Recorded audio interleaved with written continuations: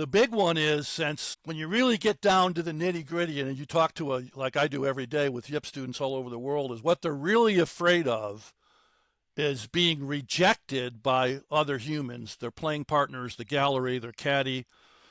If they walk off the golf course having performed poorly, they don't want to get rejected by their parents or their wife or their best buddies. They don't want to feel shame. And we're humans are super, super social creatures.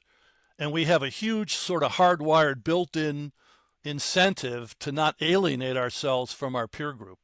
And that drives a lot of human psychology, the fear of alienation. So that's why it's a pretty powerful issue to deal with. But one of the exercises in the program is I have people play golf deliberately. There's 5 stages, but the third stage, which is the hard one for most people, they play, if the guy normally shoots, say, 85 with yips, he has to shoot 110 or higher on purpose with 3 strangers and not tell them.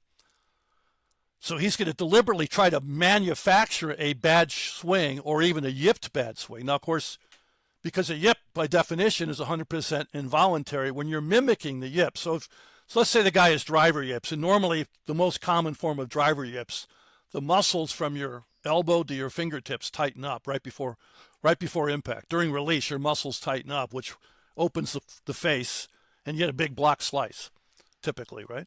For a right-hander, yeah. You could do that. You could decide to right around impact to send a signal, conscious signal, to your muscles to tighten up. So it looks like a yip. It acts like a yip. The ball does, right? But it's not a yip because you did it on purpose. But these other 3 guys think they don't. Of course, you don't tell them you have the yips. You just tell them I play off at 12, but I'm having some weird. Don't say yips. I have the students say my handicap's at 12. But I'm having some weird mental issues, so you're going to see some really horrific shots today. But don't worry, I'll keep up the pace of play. I'll pick up and put the ball in my pocket if I have to. And of course, I tell you will. And you're going to lose golf balls too.